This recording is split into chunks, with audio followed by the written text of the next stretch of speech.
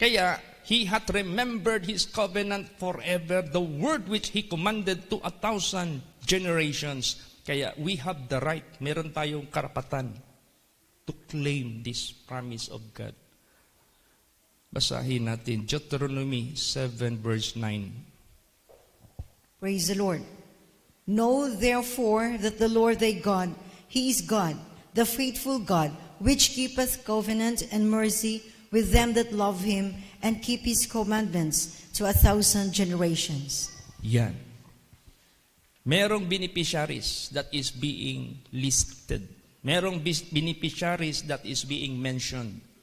See to it, you are included. Or else, you cannot claim the covenant.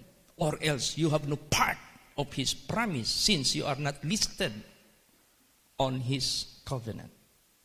Praise the Lord. Tulad niyan, mamatay yung mga magulang, mamatay yung magulang mo, meron siyang SSS. Anong makiklaim pag nalibing na siya? Claim mo yung burial. Ano pa? Claim mo yung death claim. Ano yung death claim? Nandoon yung beneficiaries. Ilan ang anak ko? Sabihin ng mga magulang. 8. Itong isang anak natin, pilyo ito, wag natin isali. 7 lang. Yung SSS, kung ano yung nakasulat doon ng mga anak, beneficiaries, yun lang bibigyan. Hindi siya nakasali sa listahan eh. Ito ring covenant ng Diyos, both temporal and eternal promises of God. Pag hindi ka nakasali dyan sa listahan as beneficiary, hindi ka kasali. Wala ka sa listahan eh. Praise the Lord. Tapos mamaya sabihin mo, Pastor Chit, can I have the list so that I can check whether I am listed or not? There is no such names being listed or written or mentioned, but there is a character. Ang character ang nakasulat, 2. Ang covenant ng Diyos, gagawin niya, tutuparin niya, i-release niya, ibibigay niya, temporal man or eternal, 2. Kailangan nandyan ka. Ano yun? Who love God and keep His commandments. Praise the Lord. Kahit sino ka pa sa mata ng Diyos, kahit sino ka pa sa mata ng kapwa mo, kahit sino ka pa dito sa madla, sa people, pag nandyan ka, you love God and keep His commandments, you are automatically beneficiary of God's covenant. This is not a covenant of a rich man. This is not a covenant of a president. This is a covenant of the Creator of the universe, the only God that will give. Yun lang siya lang yung magbibigay. He is the giver. He is the rewarder of all people of the world. Look at the sky. Try to figure out the stars in heaven. Try to count them one by one. You cannot count them. Try to consider the number of the sun in the seashore. Diyan sa dagat. You cannot count every butil ng buhangin. But that is the same number sa tao, sanglibutang ito. But God can give them one by one according to their works, according to their character. Ngayon, pag impyerno naman ang pag-usapan, there are being written characters there who are bound to hell. May nakasulat doon ng mga characters or ng mga gawa ng tao, hindi gawa ng aso, hindi gawa ng pusa, tao ang nakalagay, gawa ng tao. Tao tayo. Pag nandoon yung gawa natin sa listahan na yan na papuntang impyerno, beneficiary ka ng impyerno, hindi langit. So therefore, sa buhay natin, see to it, doon ka talaga makasama sa listahan ng mga beneficiaries sa covenant ng Diyos. Praise the Lord. Okay. Dalawa kasi ang covenant ng Diyos o pangako o saad sa Diyos. Temporal and eternal. Material and spiritual. Sa buhay na ito sa lupa at sa kabilang buhay, dalawa ang pangako ng Diyos. Lahat na ito, sa dalawang buhay natin, i-bless tayo ng Diyos. Godliness is profitable unto all things, having promise, covenant, the life that now is, and the life that which is to come. Sinong example na tao sa mundong ito na nangako ang Diyos sa Kanya dito sa lupa? Basa. Psalm 105:42. Praise the Lord. For He remembered His holy promise, and Abraham His servant. Yan. See? Anong maalaala natin sa pangako ng Diyos kay Abraham? Kasi tayo, naniwala tayo sa Diyos, we become seed of Abraham. Because we believe God, we become children of Abraham. So ano yung covenant ng Diyos kay Abraham? Beneficiaries tayo lahat dito sa mundo at doon mamaya sa kabilang buhay. Anong promise niya? Basa Exodus 32:13. Praise the Lord. Remember Abraham, Isaac, and Israel, thy servants, to whom thou swearest by thine own self, and said unto them, I will multiply your seed as the stars of heaven, and all this land that I have spoken of will I give unto your seed, and they shall inherit it forever. I will multiply your seed as the stars of heaven. And all this land that I have spoken of will I give unto your seed, and they shall inherit it forever. O ibig sabihin yan, the land which we inherited here on earth, pag mamatay tayo, we have an inheritance forever. Kasi idudugtong ng Diyos yung buhay natin dito sa lupa. Pagdating ni Jesus Christ, idudugtong niya yung inheritance natin forever. Praise the Lord. Ganon. Ang covenant ng Diyos, imumultiply na tayo. Tapos yun din yung lumabas sa bibig ni Jesus Christ. Go, as I ordain you, and bring much fruit. And that your fruit must remain. Anong basihan ng Diyos sa fruit na mag-multiply tayo? Depende sa ibinibigay ng Diyos sa atin.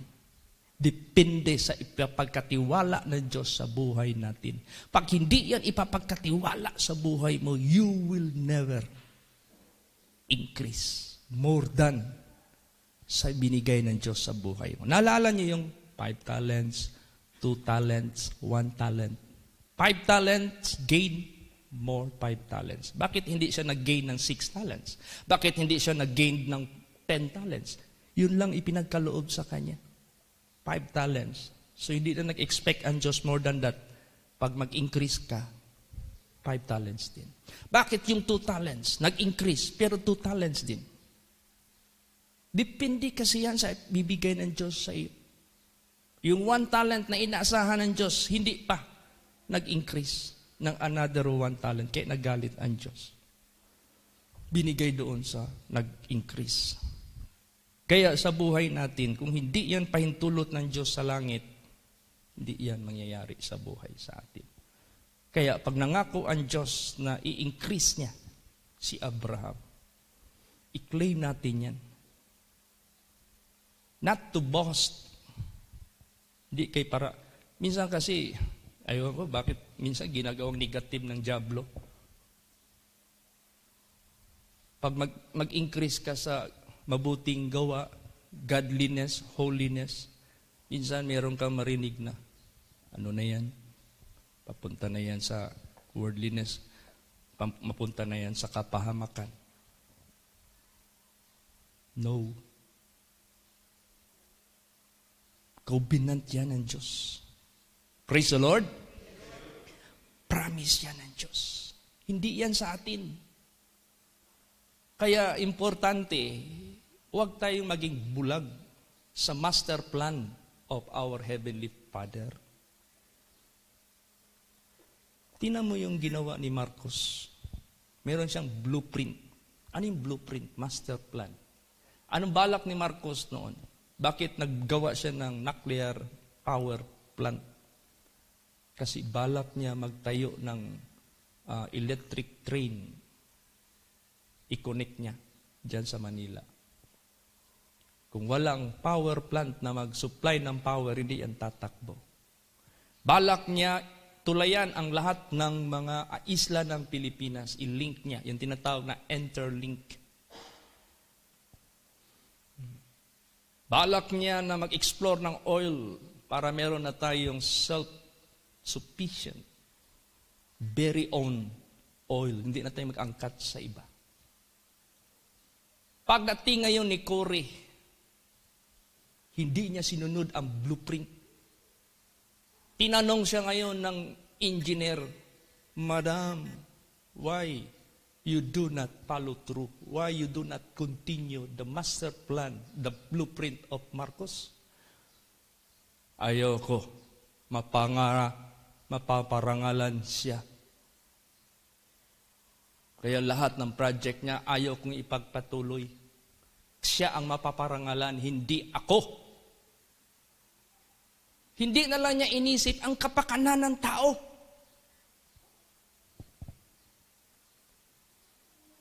Ganon din sa buhay natin. Kailangan alam natin yung master plan ng ating Father in heaven. Ano yung covenant niya? Ano yung sinalita niya? I-follow through lang natin yun. Praise the Lord. Sundin lang natin yun. O, tingnan mo si Digong, sinunod niya. Lahat ng mga plano na ginawa ni Digong, blueprint na yun eh. Hindi siya nagtingin. Hindi nga siya naglagay ng pangalan niya sa mga project na yan. Hindi nga yan pumupunta si Digong pag tinatawag, President, come. Bibigyan ka namin ng medalya. Bibigyan ka namin ng honor. Sana perform no. I don't need that.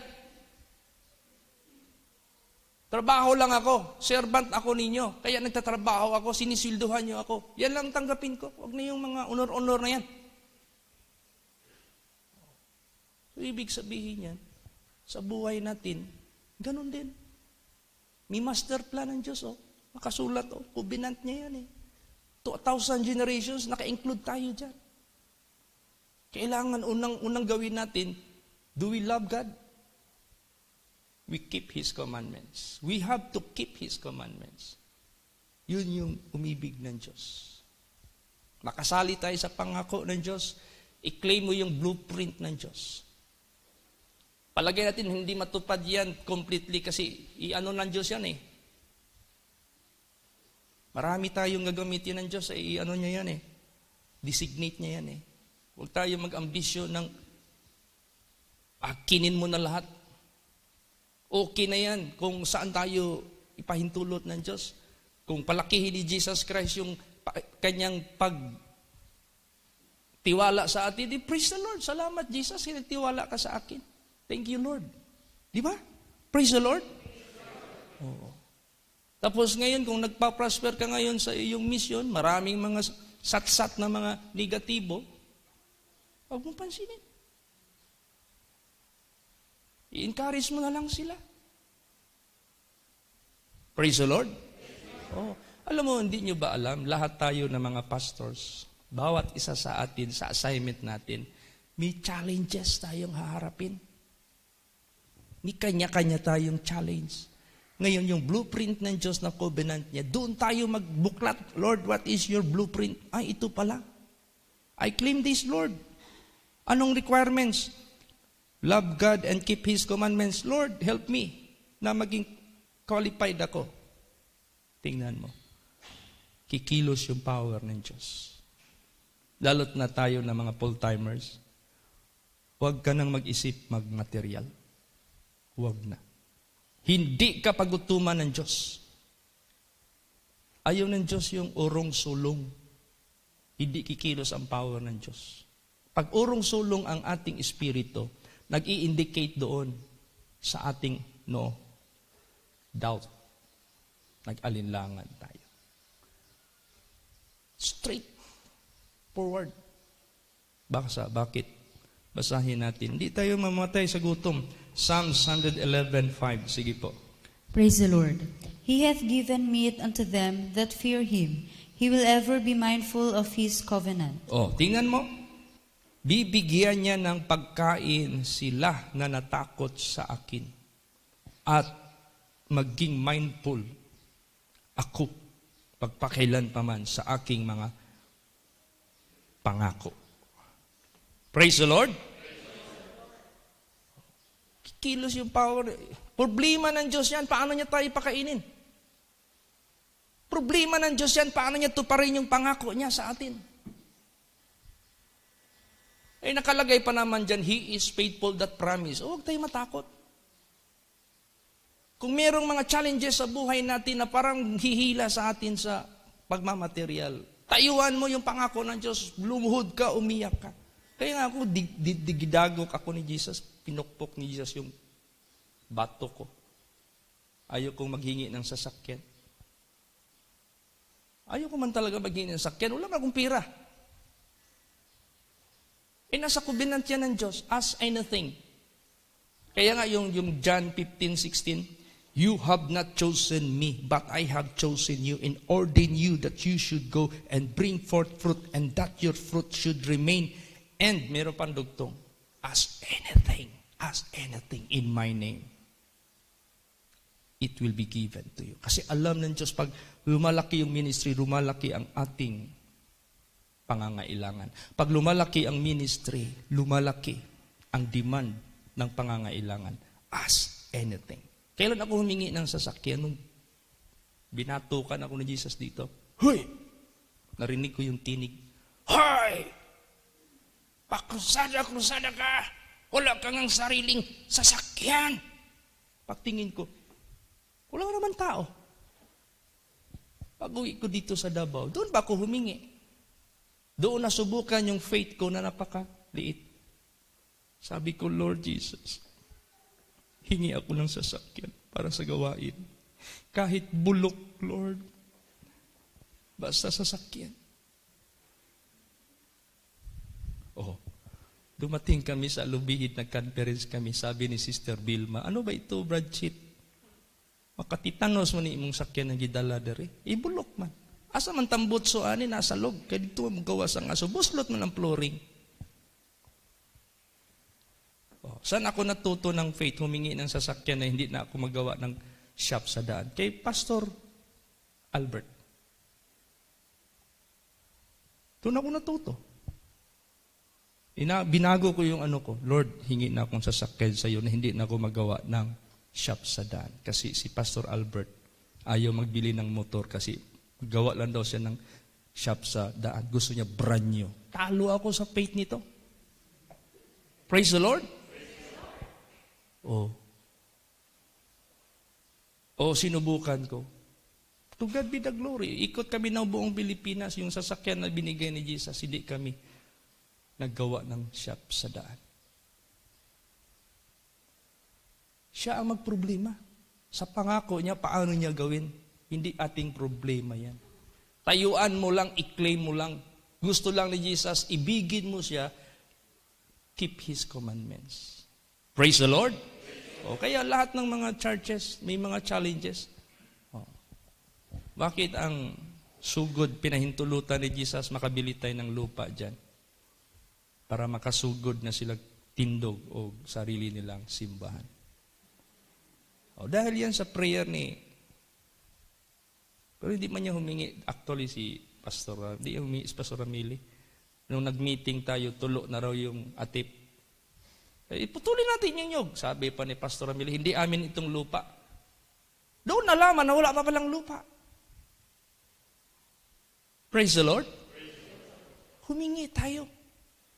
Ipoprovide yan ni Lord Jesus Christ. Ngayon, meron na tayong government. Kung ano yung SOP. Ano yung SOP? Standard Operation Procedure. Gawin nyo lang. Kasi ang government natin, gumagawa sila ng kanilang gawain to secure the blessing of God na hindi mapunta sa walang kabuluhan. Kaya mag-aas yan sila ng titulo, mag-aas sila ng donation, kung donated, mag-aas sila ng contract, kung installment. Normal yan sa government natin. I-comply natin lahat yan bago ma-release yung budget. Praise the Lord. Ganon yan. Hindi yan ibig sabihin yung government natin pinipigilan yung mga request ninyo. Hindi. They are just doing their job to secure the blessing of God that it will not misuse. Hindi ma-misuse. Hindi masayang ba? Ganon po. Kaya, ikaw na nag-full spiritual, huwag kang mabahala. Ikaw naman na nagmamaterial, huwag kang mabahala sa trabaho mo, sa kikitain mo. Claim yung promise ng Diyos. Basta kasama ka sa nag-ibig at nagsunod sa kanyang commandments. Kasama ka na sa covenant ng Diyos. Ngayon, ang Diyos hindi malimutin sa kanyang covenant sa atin. How about tayo? Part natin, basa. 1 Chronicles 16:15. Praise the Lord. Be ye mindful always of his covenant, the word which he commanded to 1,000 generations. Yan, tayo yan. Be ye, kayo, tayo yan. Mindful always of his covenant. Kung ang Diyos mindful sa kanyang covenant sa atin, tayo din mindful sa covenant niya. Be ye mindful always of his covenant, the word which he commanded to 1,000 generations. Huwag mong kalimutan yan. We are bound to multiply. We are bound to increase. Yan ang covenant niya kay Abraham. Hindi pwede. Abraham believed God and counted for righteousness. Tapos naniwala ka rin sa Diyos. Wala kang link sa pangako ng Diyos kay Abraham. Hindi ka nagrami. Ay, hindi pwede yun. Kung ano yung covenant ng Diyos kay Abraham, the same covenant ngayon sa atin. Kung ano yung fulfillment ng Diyos kay Abraham, fulfillment niya rin dito sa atin. Kailangan naka-align yan. Hindi pwede. Hindi naka-align. Kaya we must mindful of his covenant. Ano ang covenant niya? Mindful tayo. Para hindi tayo mag-judge. Praise the Lord. Kundi magpasalamat tayo. Salamat po, Panginoon, na yung promises mo, yung covenant mo natupad. Hindi nyo ba alam, kung maaari walang isang taong maimpyerno, yun ang gusto ng Diyos? Praise the Lord. So let us adopt the mind of Christ. Paano nakasulat yan na kunti lang makapasok sa langit? Hindi na natin business yan. Kasi nung inibig ng Diyos ang lahat ng tao, hindi naman din lahat umibig sa Kanya. Pero hindi na natin yan pakialaman. Ang Diyos na maghatol niyan. Basta lahat, kung maaari maligtas. Praise the Lord. Bigyan ng pagkakataon lahat. Katulad sa atin, binigyan ng pagkakataon. Shall we not give chance to others? Tayo lang ang blessed, sila hindi. What if they will not believe? What if they will disobey? That is not our job. That is not our business. Siya yung maghahatol niyan. Praise the Lord. Basta gawin lang natin. Also, kailangan tayo maging mindful sa kanyang pangako. Basa, Nehemiah 1:5. Praise the Lord. And said, I beseech thee, O Lord, God of heaven, the great and terrible God, that keepeth covenant and mercy for them that love him, and observe his commandments. See, great and terrible God, which keepeth covenant and mercy for them that love him and observe his commandments. Observe mo lang. Kung sabi ng Diyos, kayo na nag-decide na mag-serve sa akin, full-time kayo. Full-time ka. Huwag kang bumaba para mag-material. No turning back. Hindi ko kayo pababayaan. Papakainin ko kayo. I am God who is terrible. Ano say terrible? Anong terrible? Gagawa siya ng malalaking kababalaghan. Sabihin mo, Pastor, membro ko dito, wala mang mga pobre man. Yung tithes nila, hindi man Pastor, itutal ko, Pastor, kulang pa sa kuryente, kulang pa sa tubig, pagkain pa namin, gasolina pa namin, pamasahe pa. Sino mas matalino? Ikaw ang Diyos. Sino mas nakakaalam? Ikaw ang Diyos. Oh. Hindi mo ba alam pati buhok natin kayang bilangin ng Diyos? Kaya mo yan? O ibig sabihin, mas accurate ang Diyos na mag-feed sa atin. Accurate ang Diyos na mag-provide sa ating Panginoon. Eh kung gagawin ng Diyos o kung ganon, sige, ligtasin ko yung mayayaman dyan. O kaya yung mga membro mo, ipaano ko yan, bigyan ko yan ng extraordinary income. Siya yun eh. Huwag kang tumingin sa present na iyong sitwasyon na yun ang maghihila sa iyo. Huwag. Tingnan mo yung covenant ng Diyos. Praise the Lord. Tingnan mo yung covenant ng Diyos. No turning back. Bahala ka na. Ang gusto kasi ni Jesus yung bang, Lord, your will be done. I claim your covenant. I claim your promise. Example lang yung sabi ko sa inyo. Hindi ko makalimutan yan. Nagkaanak ako ng 4. Full-time spiritual ako. Nakarely lang yung aking income sa tithes. Magkukuliyo na yung 4 kong mga anak. Nag-holding hands kami. Lord Jesus. Example lang ito ha. Nag-holding hands kami. Lord, kayo nakakaalam ano ang kakayahan ng aking kongregasyon. Kung ano yung kakayahan ng kongregasyon ko, out of 10% sa kanilang mga income, yun lang din ang aking tatanggapin. If I'm going to total this will not, hindi kaya. Kahit isa lang sa kalihiyo namin, hindi kaya. 4 ito, Lord. Nag-holding hands kami. Lord, kung will mo na makaaral pa sila ng kolehiyo, your will be done. Kung will mo hanggang high school lang sila, so be it. No problem. We will still serve you. Oh, naipanaginip ngayon yung anak ko. Paano nag-increase yung ko? Yung blessing. Isang pamilya, pinapunta niya sa Canada. At yung pamilya na yan, never nagnakaw ng tithes. Simula pa. Hanggang ngayon. Praise the Lord. Ang ibig sabihin yan, God knows. Huwag mong turuan ng Diyos. Paniwalaan mo lang siya. Praise the Lord. Just believe. Covenant niya yan eh. Hindi niya yan pwede na kalimutan niya. Mindful nga ang Diyos sa covenant niya eh. Ang tanong, tayo ba nakaalaala sa covenant niya para i-claim natin? Tayo ba nakaalaala sa promise niya para tayuan natin? O hindi natin naalaala? Hindi natin naalaala. Kaya hindi natin nakita yung kabutihan na gagawin niya sa atin. Kaya gumawa tayo ng alternatibo. Hindi mo ba alam, hindi ba natin alam, lahat na gumawa ng alternatibo dito, hindi naging successful. Si Abraham, anong alternatibo niyang ginawa sa seed na pangako ng Diyos? Gusto niya si Eliezer na ang maging heir ng blessing na pangako ng Diyos. Hindi naging successful. Sabi ng Diyos, hindi sa kanya, sa katawan ko, sa katawan mo mismo manggagaling ang mag-i-inherit ng aking pangako sa iyo. Si Sarah gumawa din ng alternative. Dito na lang kang Hagar, anakan mo si Hagar para yung anak niya, yung magiging anak natin.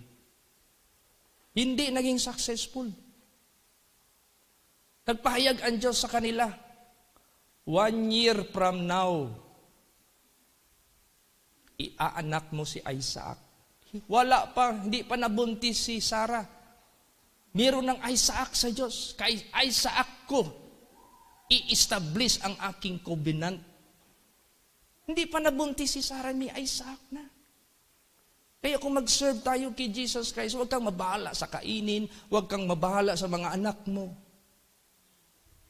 Meron na yung nakalaan ng Diyos. Covenant niya yan. Praise the Lord. Kaya wala tayong reason na mag-back out. Wala. Mag-back out ka, anong mangyari? Anong consequence? Babalik ka naman sa simula. But anyway, kung nakabalik ka, tuloy-tuloy mo na. Para mag-accumulate na naman yung ng Diyos. Mercy niya. Bubuhos niya yan sa buhay mo. Minsan mag-isip tayo, mag-extra muna ako doon sa army, kaya para may tatanggapin akong milyon. Habang nag-drive ka, binalian ka ngayon. Para hindi ka magpunta doon. Sige, subukan mo, punta ka doon. Doon ka na maaksidente. Di ba ang Diyos nagbibigay sa atin ng disiplina? Every time mag-isip tayo na kalungat dito sa covenant ng Diyos. Parang hindi kasi tayo mindful sa covenant. Hindi lang siya ang maging mindful sa atin sa kanyang covenant. Tayo rin maging mindful din kung anong pangako niya. Para i-claim natin yan. Praise the Lord. Kasama tayo dyan 2,000 generation. Basta love God and obedience lang ang kailangan. Basa pa, Psalms 25:10. Praise the Lord. All the paths of the Lord are mercy and truth unto such as keep His covenant and His testimonies. Tingnan mo. Lahat ng daan ng Panginoon are mercy and truth doon sa nag-keep sa kanyang covenant at sa kanyang testimonies. Praise the Lord. Kaya yung panahon na nagdesisyon ako magpastor, hindi man magpastor, wala man akong idea na maging pastor ako. Basta sabi ko lang, Jesus, mag full time ako sa iyo, ano mang ipapagawa mo sa akin. Ang nag-react yung parents ko.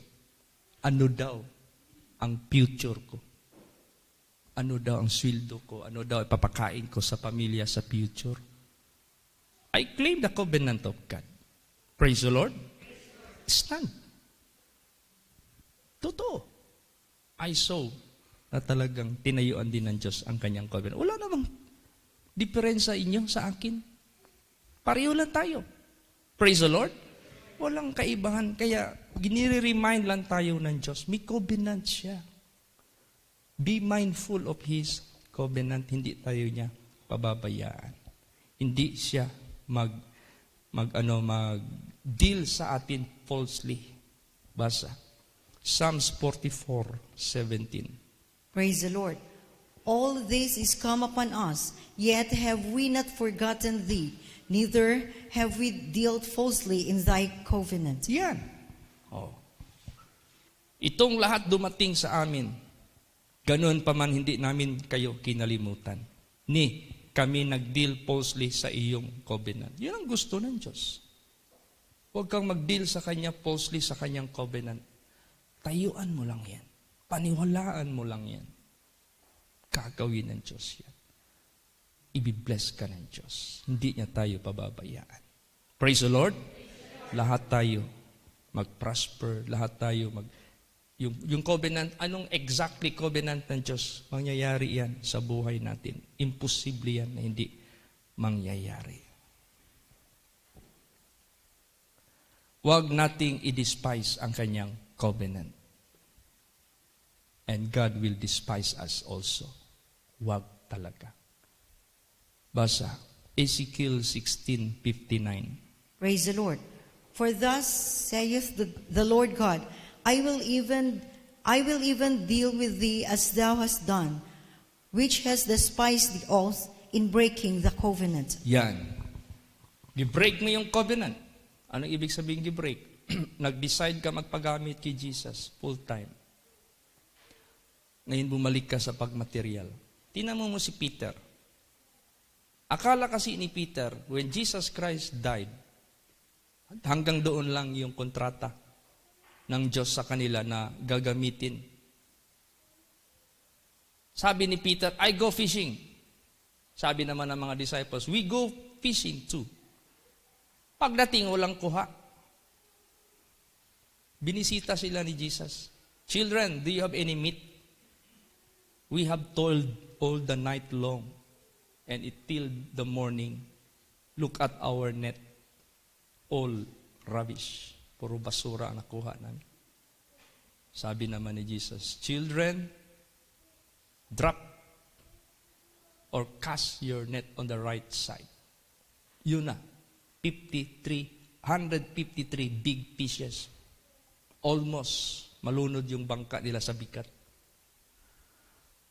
Ano indication noon? Pag ako ang susundin ninyo, you will do what is right direction. Hindi kayo zero sa makukuha ninyo. Yun. Sabi ni Jesus, come. Nandoon na. Meron ng tinapay, meron ng nakaihaw na isda. Come. Let's dine. Doon na, nag-upo na sila. Sinabihan na niya si Peter, Peter, lovest thou me? More than this, tinuro niya yung sinusugba na isda. Peter, lovest thou me? More than this? Sabi naman ni Peter, yes Lord, I know. I love you. Thou knowest that I love you. Taphaw ba? Sabi ni Jesus, feed my sheep. 3 times niyang sinabi kay Peter, feed my sheep.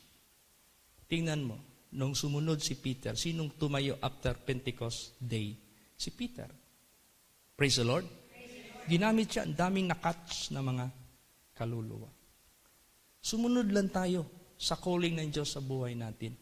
Kung ikaw naman tinawag yung membro mo sa material, i-pray mo sila na maging obedient din sila sa lahat ng pamumuhay nila sa takot sa Diyos. Kasi gagamitin din yan sila ng Diyos para sila rin makagawa sa gawain ng Diyos. Bakit tayo lang gagawa sa gawain ng Diyos? Para tayo lang tatanggap ng ano? Yung membro natin, hindi na sila makakagawa sa gawain ng Diyos. They have their part doing the works of God. Look at the body of Christ. Marami yan.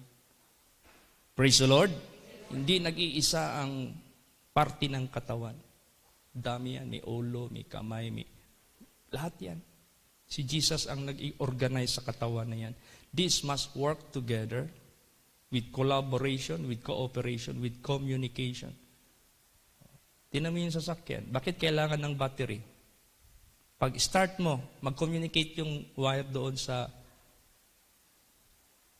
Merong ano yan yung connection doon sa carburetor na mag-open siya.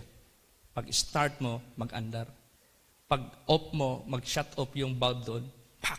Nakakonect yan sa battery. Communication.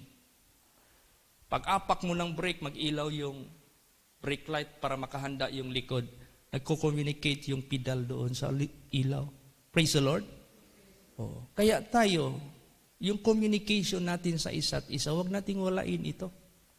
Yung communication sa pastor, sa membro, na maganda ang daloy ng communication, iwasan natin ito, magkaroon ng gap.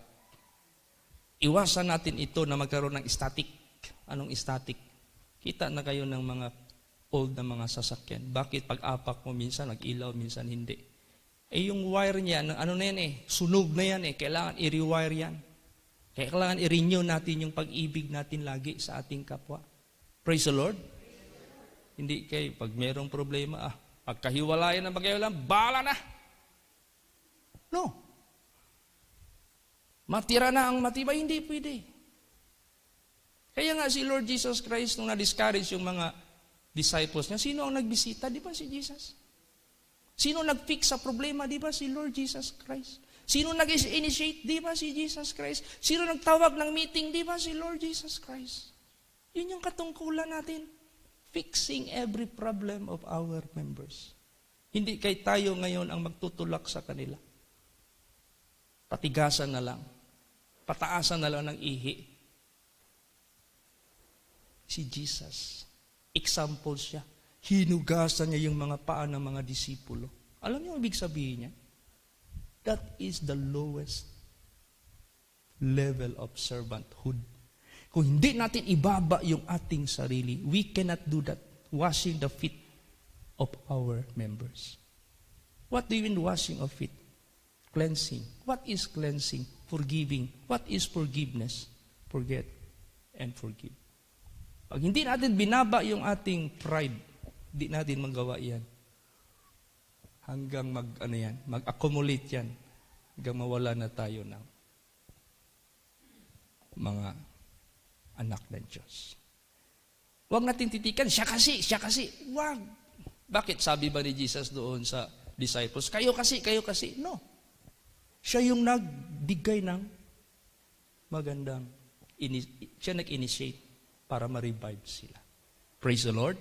Gayahin lang natin si Jesus. Huwag na tayong hihigit, huwag tayong kukulang dyan. Wala naman tayong ibang master na susundin si Jesus Christ. Huwag tayong gumawa ng ating sariling pamamaraan. Kaya, yung covenant ng Diyos, do not break. Walang araw, walang gabi. Last verse, sige, basa. Jeremiah 33:20. Praise the Lord. Thus saith the Lord, if ye can break my covenant of the day and my covenant of the night, and that there should not be day and night in their season. Yan. Sabi ng Panginoon, kung kaya niyong basagin ang aking pangako, covenant sa araw, o ang aking covenant sa gabi, walang gabi o araw sa kanilang kapanahunan. Ibig sabihin yan, gabi man o umaga man, walang pagkakataon na pahintulot na i-break natin ang kanyang covenant. Kailangan natin talaga sundin lang ng buong puso. Day or night. Praise the Lord.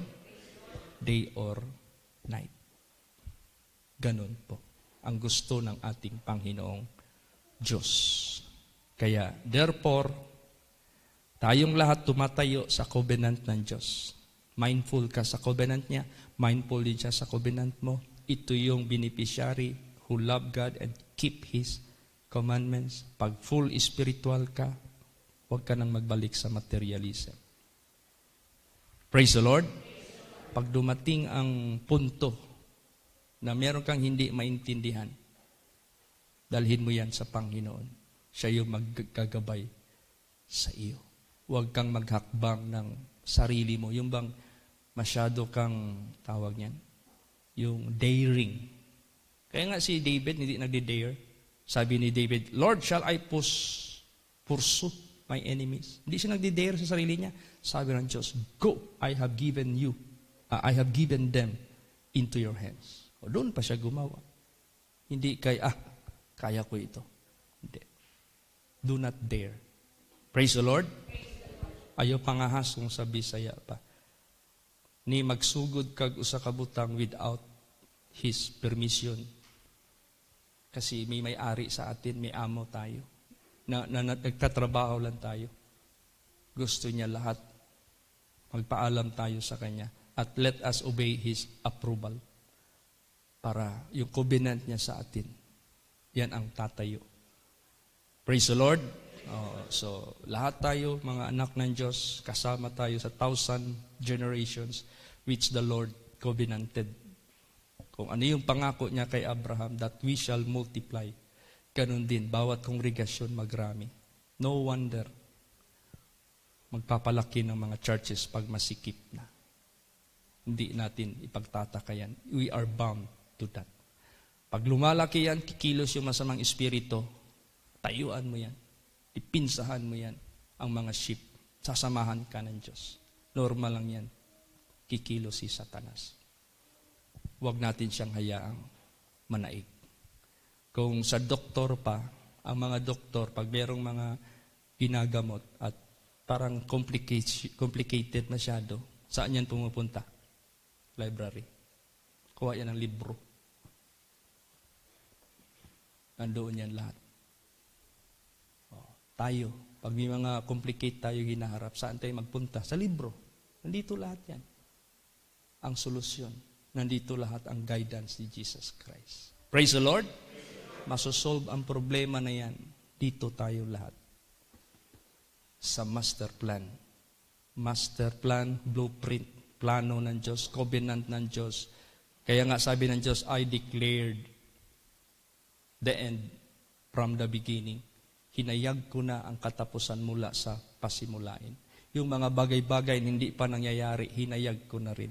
And I will do it in my pleasure. Kaya doon tayo pupunta sa may alam, sa punot dulo, dahil i-guide tayo ng Diyos. Nararapat po nating gagawin. Kaya ang prayer natin ngayong umagang ito, i-guide tayo, i-bless tayo ng Diyos sa ating pagpupulong. Praise the Lord. Sa ating pagtitipon. Hindi yung may kanya-kanyang estilo, may kanya-kanyang pamamaraan. Hindi. Isa lang ang maglilid sa atin. Susunod tayo sa lahat. Pag susunod tayo, gagawin niya yung covenant ng Diyos. Successfully. Yung ministry na binigay ni Jesus sa atin. Hindi mo lang kayang isipin how God will bring you to a great success. Sa pag-serve natin kay Jesus. Alam mo, ang demand ng mga tao ngayon na kaluluwa, itong ating buhay, demand na masyado ito sa mga tao. Kaya ayusin natin ito. Maraming tao nangangailangan sa atin. Napaglingkuran natin sila. Tayo yung gagamitin ng Diyos. So wag ka magbahay-bahayan. Be serious. Be mindful of His covenant. Hindi ito tao ang pinaparangalan natin dito. Hindi ito kundi meron tayong master sa langit na siya yung super powerful God of gods, Lord of lords, King of kings. Saan man tayo ipadala ni Jesus, hindi tayo niya ibiguin.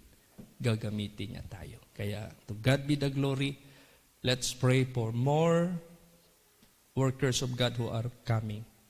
Praise the Lord. Iwasan natin ang paghati-hati. Iwasan natin ang mga question. Pag meron kayong question sa like me, direct kayo sa akin. Huwag kayong magpadala sa emosyon. Huwag. Kung meron kayong question sa kapwa nyo, direct kayo. Huwag tayong maghilig na mag-create ng buhay ng tao. Marami ka ng creation, huwag. Sasakyan niya ng masamang espiritu. Gusto ni Jesus Christ. Mag-pray one another, forgive one another, bearing one another, understand one another. Praise the Lord. At ipapasa Diyos natin ang lahat na ating hinaharap ngayon. Dahil siya lang yung ating katagumpayan. Dito tayo magbase sa covenant ng Diyos. Sa master plan ng Diyos. Susunod lang tayo. Surely, we will succeed. May nagsabi sa akin, Pastor Chit, yung mga officers natin, naghihingi sila ng mission. Ano daw ang mission ng Holy Place? Ano ang vision? Mission, kung ano tayo ngayon na ginagawa natin. Ano ba yung mission natin na ginagawa natin? Yun na, yung 5 commission. Preach the gospel for the kingdom of God. Heal the sick. Cleanse the lepers. Raise the dead. Cast out demons. Freely have received. Freely give. Bakit? God will be our provider. God will be our supplier. This is not commercial. This is not for sale. Praise the Lord. Ano yung vision natin? Ang vision natin, ang vision ng Diyos. Ang vision ng Diyos, siya ring vision. Anong ibig sabihin ng vision? Yung malayo na plano ng vision ng Diyos. Ano ang vision ng Diyos sa kanyang gospel na pinipreach natin?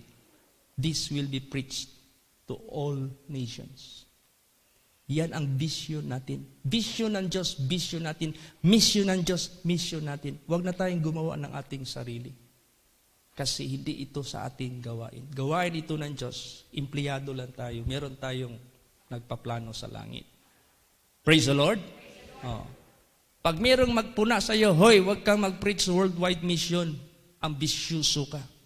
Sabihin mo, ginagawa ko lang yung plano ng aking master. I'm not ambitious person. I agree with the plan of God. Praise the Lord. Kasi pag na-mention natin yan sa preaching natin, masaya ang amo natin. Sabi ng amo natin sa langit, these my servants are mindful of my covenant. I-brand ka man ng tao, ambisyoso, mayabang, never mind. Kaya kung totoong nagmamayabang ka, sarili mo na ang iyong itataas, hindi ang Diyos. Huwag tayong magpaapikto sa mga negatibong impresyon ng tao. Kung si Jesus tinawag na casting out demons in the name of the devil, the prince of the devil, which is Beelzebub, tayo pa kaya? Never mind. Praise the Lord. As long as it is Kanyang covenant ang ating tinatayuan, hayaan mo na lang ang Diyos gagawa sa Kanyang mga pangako. By God's grace, by God's mercy.